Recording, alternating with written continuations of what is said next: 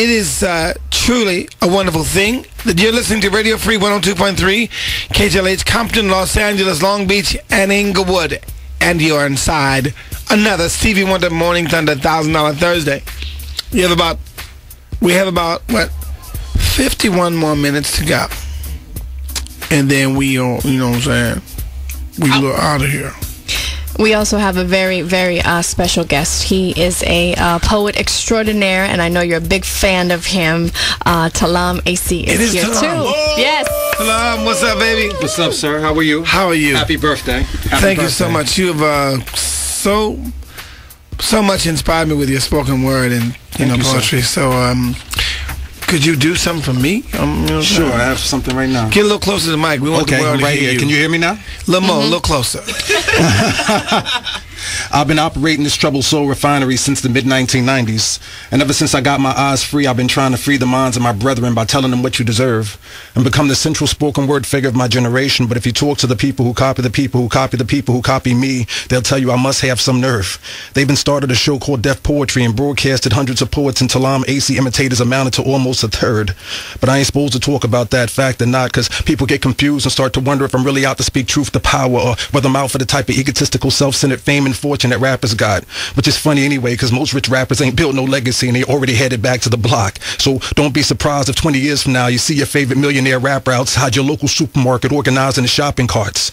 But the spoken word can only be done right from the heart. That successful business consultant and college professor that had to do it spend tens of thousands of dollars a year on plane tickets to show up to venues where both me and the crowd wonder if I'm stupid. And perhaps you should ask my mother if she feels some kind of way about her son not earning his living with his accounting degree and MBA. I certainly had enough education and never had to sleep in the subway and Greyhound stations, but I'm dedicated to the operation of this troubled soul refinery.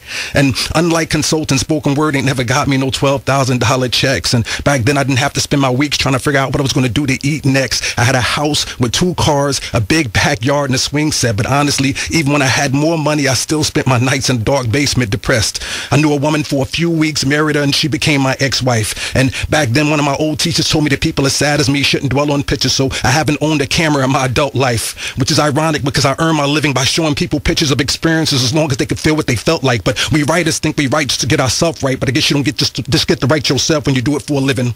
And apparently giving pieces of myself is the reason I'm on this earth, and I can't imagine anyone taking spoken word more seriously than me. I sincerely believe that this is God's work, and if you add up all the poems I've done, the resulting sum will be my life's work. I was born for this, so with every new poem I spit, it symbolizes the rebirth of my troubled soul refinery. And my better judgment isn't lying to me. I know who it is that I serve, and since that's the case, it seems a waste to be concerned of. I've earned my place in spoken word. What matters most is that every night at least one person leave feeling like I struck a nerve. Then I can go back to my maker with honor if I know that through my words the status quo is disturbed. And the people that I move the most won't even know it till I'm dead and gone. It's like there's a soundtrack to my life, and I cheat death every time I add a song. And hundreds of thousands of people know my name, so I don't even got to worry about catching on. What matters most is when your soul is troubled, you think back to yourself. Taalam Acey used to have this poem, and just like you are not your car, I am not this physical form. So I'm thinking when I die, maybe I should be cremated instead of being embalmed. Then you can pour my ashes into recycled paper and save a cup of my blood for the bindery. Then whenever you're in pain, you can find peace within the pages of my troubled soul refinery.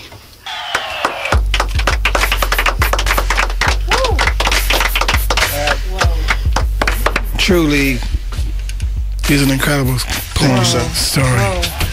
Thank you. I think I want to hear one more. Give me one more. Give me let me see. Give me one of your falling in love kind of poems. Oh, you ready? You ready? Yeah. You should know that they couldn't create a mirror that could begin to show you half the things that I see in you.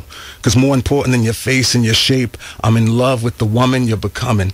And I can foresee a day where your hair is mostly gray and your smile shows intense living, and no one can look in your eyes without seeing decades of wisdom. And I'm not concerned with the woman of the year, because I'm in love with the bride of a lifetime. And I don't want to watch your figure. I'd rather watch you use your left and right mind. And I'm in love with your laugh more than the tightness of your abs, and through a mirror can show you your reflection. I'm in love with our future and our past.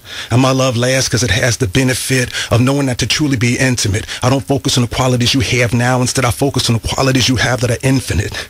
And that should be the sentiment that takes us all around the world to ocean liners and beaches and hotels and far reaches where we'll use stolen glances to communicate our secrets. And I hope our love is the one that teaches couples how to share their lives and men not to compare their wives with what seems greener on the other side.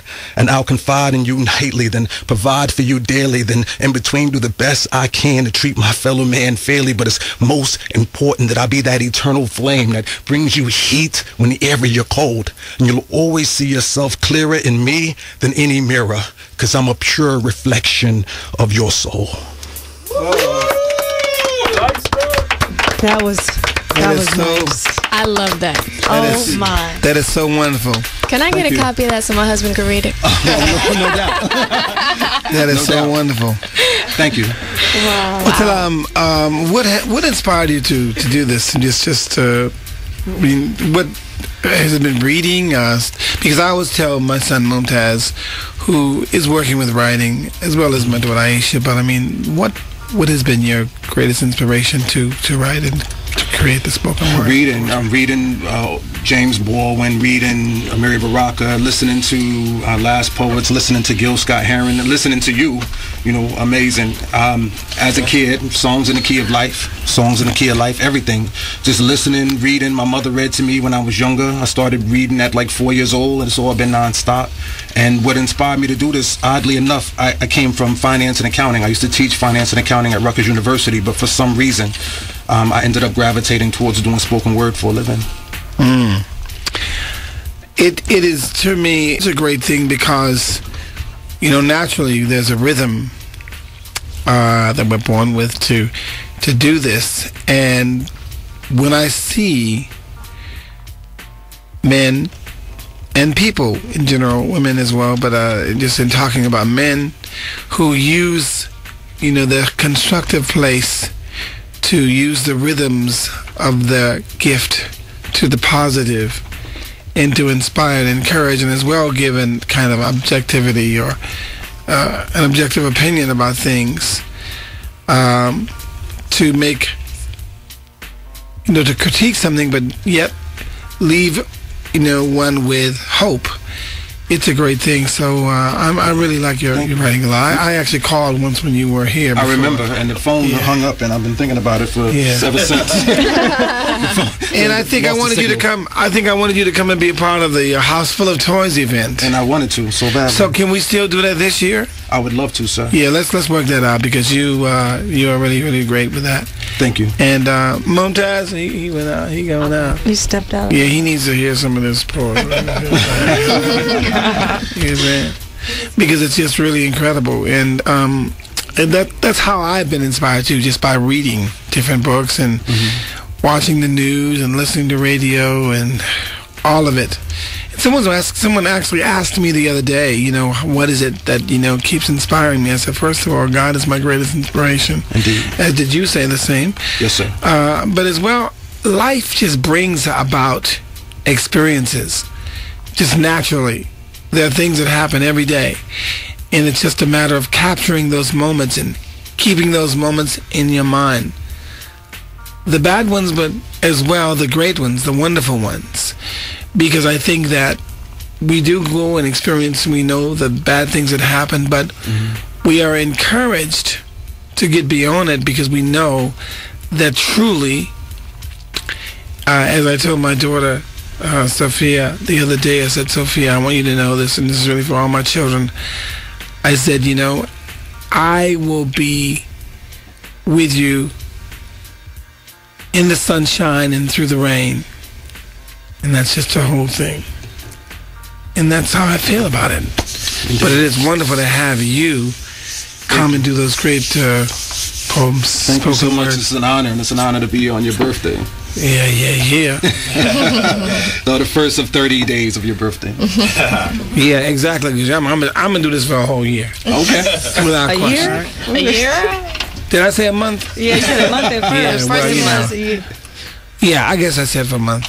But maybe I'll celebrate for a year. So therefore, that by the time it comes again, I will be able to grade myself to say, am I worthy to celebrate this birthday even more than the other one? And the answer will be yes. Well, Taalam? Mr. Wonder. Mr. Taalam. We talk real soon. I'll see you in December. Okay, sir. I'm looking very forward to it. So you are from New York, right? I'm from Newark, New Jersey. It's a very important distinction. I'm from Newark, New Jersey. It's across the Hudson. It's across the Hudson River. It's a whole nother place. Newark is the ultimate reality. It's a whole nother place. It's like Watson, Compton. Home of many poets. Yes. That's where my papa's from, Steve. Yeah, I know. I actually I was in a march with him.